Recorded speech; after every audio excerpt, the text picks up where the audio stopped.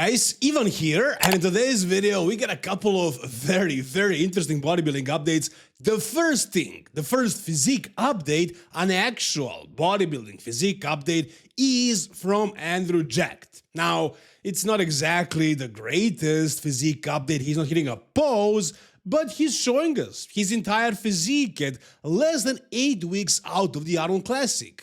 I think these two guys are doing a chiropractic and he's promoting them there from Romania. That's besides the point. He's standing here, not flexed, and this is what this monster right here looks like right now at 8 weeks out of the Mr. Olympia. And I'm looking at this physique and I'm thinking, this guy needs to win the Arnold Classic, needs to win the Mr. Olympia. He needs to be officially the best bodybuilder in the world, or at least second best, after Samson Dauda, if Samson finally, if he nails the peak again. But, I don't see how the other guys, the other shorter guys, are managing to place better than Andrew Jacked. Look at him right here. This is insane. Now, I got into an online argument on an IG post because somebody said, I think it was King Kamali, and he said if he was in Samson's shoes, he would call Dorian Yates and do his training with Dorian and prep for the Mr. Olympia that way.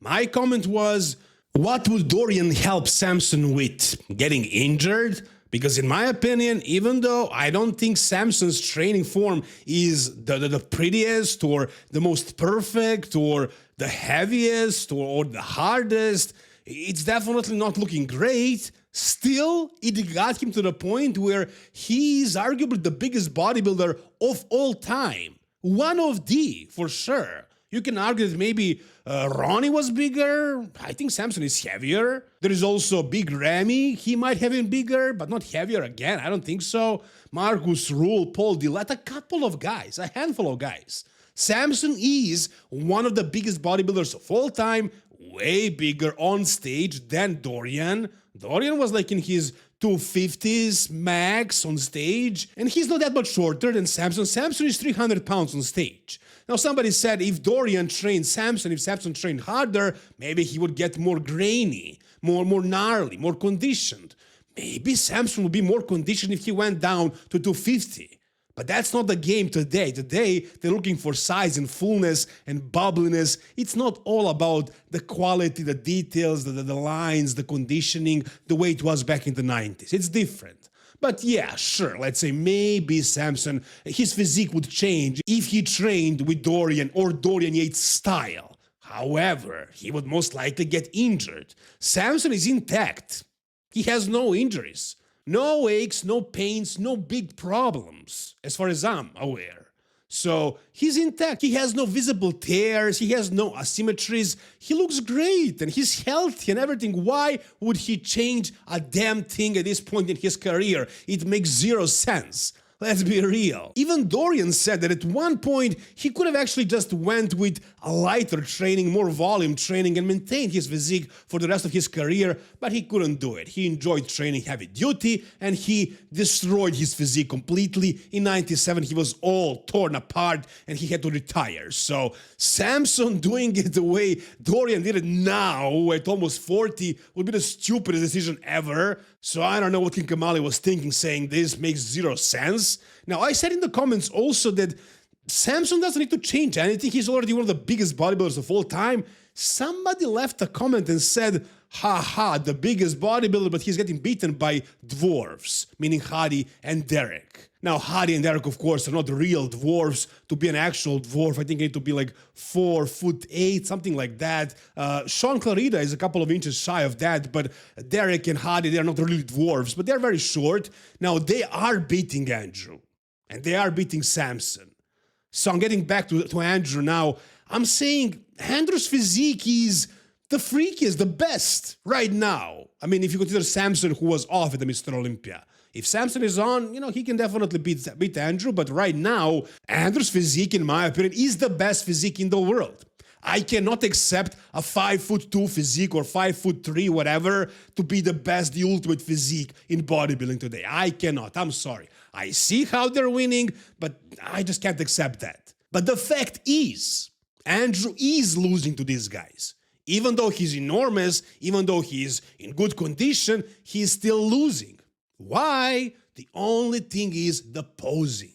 Andrew needs to fix the posing. He needs to stop being lazy about it. Yeah, he now knows how to connect with the audience. He knows he can do the splits on the stage. He can make it entertaining, but he's still hitting the side poses wrong. He can definitely improve a lot. And if he does that for the Arnold Classic, and let's say adds a little bit more size to the hamstrings, maybe his forearms and arms get a little bit fuller and rounder, that's gonna do it, man. That's gonna do it. He won't be losing to these guys anymore, and that's what we need in bodybuilding. That's what we need. We need somebody like that to save bodybuilding. I mean, if bodybuilding, the peak of bodybuilding is just like Dorian said, a guy who is 5'2", shaped like a fridge with a bunch of SEO everywhere, both of them, Derek and Hadi. I mean, that's not a good look for bodybuilding, guys. So yeah, I mean, Andrew also has a ton of SEO in his physique, but he did it better. Not that clear, not that obvious, and also he has the shape, the structure, the height. So I would definitely go with Andrew for the ultimate physique in the world. Hopefully that's gonna be the case in 2026. Whatever you guys think, tell me down below. And one more thing before we move on this topic, I just noticed this post that Samson made, and he's basically here saying stuff like, no man can take what was earned through time, no voice can erase what's already mine. It's actually a poem, as far as I can see. The work was done, the price was paid, every scar, every sacrifice laid. History watched, the record was sworn, my place was carved in the moment I won. You can doubt, deny, or question the climb, but legends are locked, etched in stone by time. Now, he didn't say who wrote this poem, so I'm assuming he wrote it, or I don't know, maybe he asked ChatGPT to make it, I don't know. It's a beautiful poem for sure, but what I'm thinking is, who is actually taking his win away from him? I watch all the media out there, basically. I don't think anybody's doing that. I mean, we are kind of maybe harsh towards him because he lost 4 shows this last year, went all the way down to 4th at the Mr. Olympia, lost to Martin even at Prague Pro. So because of that, like, he is criticized, but we all know that he can come back and still win the Mr. Olympia. And we are all amazed by how big he is right now. I don't think anybody's trying to take away Samson's title. I don't know where this is coming from. Do you guys have any idea what is he talking about? Is there a channel out there that is trying to put him down, to say that he didn't deserve his title or something like that? I mean, maybe it was a one-off, but I don't hear a lot of people saying that, you know, that he got lucky to win that one because he got only shredded once. Yeah, that's a fact. That is being mentioned here and there, but not that much. Everybody agrees with him winning the Mr. Olympian. I think he definitely has more fans than Derek or Hadi now, right? So I think people are supporting Samson and his win. I don't know what he's talking about, but yeah, again, he won the Mr. Olympian. Nobody can take that away from him. Alright, the next thing we got is something also very interesting, at least to me. I don't know about you guys, but I find this very interesting, and it's Iain Valliere, who is potentially coming back.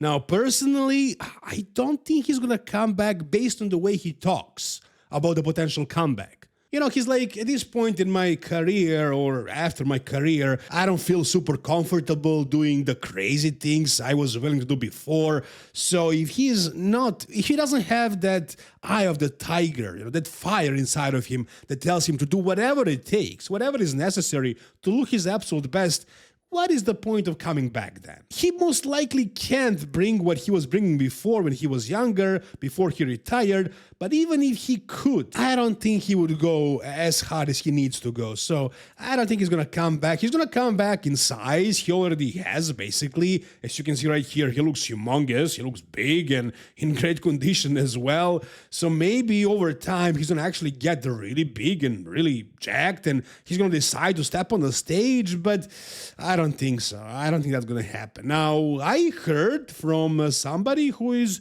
I would say, well-respected and known in the industry that they saw a photo of Iain from some doctor in a clinic in Mexico, and it looked like his chest was really separated in the middle. You guys remember that was a big issue for Iain, and that it was so bad that he would never come back. As you can see in this photo, that's not the case. I told you that before, guys, and I misinformed you because it's obviously not the case. However, maybe it was the case before, but it's not the case anymore because he fixed it. How? Well, by visiting one of those clinics in Mexico. Maybe he did some PMMA in his chest or an implant. Based on what I heard on the Menace podcast with Milos Sarcev, Dennis James, and Chris Cormier, Tony Freeman actually had an implant in his chest. Because as you guys probably know, he had a bad back tear and he came back and his chest looked great. It looked fine. How was that possible? Well, he actually had an implant in that chest. Supposedly, that's what they did on the trainer from Brazil. He had a torn pec. He went there and had it filled up. And remember, Tony Freeman tore his pec, and then he was able to come back and keep his career going after he did something like that. I don't remember. Wait a minute. What did he do? I thought he did surgery. Well, he did that, but then he put something in there to make it. Oh, he did? Yeah. Did you hear that, Milos?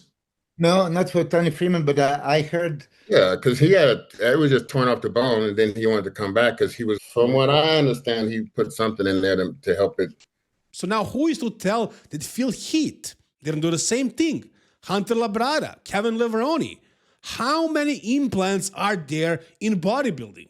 Maybe way too many, maybe more than we want to know. So that's definitely scary, hearing that stuff about Tony Freeman, but I don't know, there is no way of proving anything like that. As you can see based on this photo on Iain's physique, there is no more chest gap, no more chest hole or whatever. The chest looks full. His back also looks massive. So he definitely gained back a lot of thickness. Now, I'm really interested in this because he was off completely for a long time. However, he still ate like a bodybuilder, trained like a bodybuilder, and now that he's just increasing the gear and training, he's maxing out the training, his body is responding so well, man, so fast. So fast. He has been doing this for like a month or two maybe. Less than that, less than 2 months, I think. And he's already 273 with this condition looking like a freak. So maybe if things go really well, he actually might come back on that stage. We'll see about that. He does look great right now. And as you can see, it's interesting what he's doing with training. This channel is not too much about training, but I'm still interested in this because he's starting to do more volume now. Before he was doing only 2 sets per exercise, a top set and a back off set. Now he's increasing it slowly, more volume over time, with the same intensity.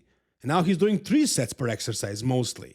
Maybe he's going to go up to 4 and see how his body responds. He actually talked about that. So that's very interesting to me. I want to see what's going to happen with that. How much will he actually grow at this point in his career, and will he actually come back? But right now, he definitely looks great. Down below in the comment section, guys, you tell me, what do you think? Now, the final thing we got for today, guys, is some posing footage of Sam Sulek at the LA Fit Expo. And here is a preview of what we're going to see on the Arnold Classic stage in 8 weeks from now. This is what Sam Sulek looks like right now.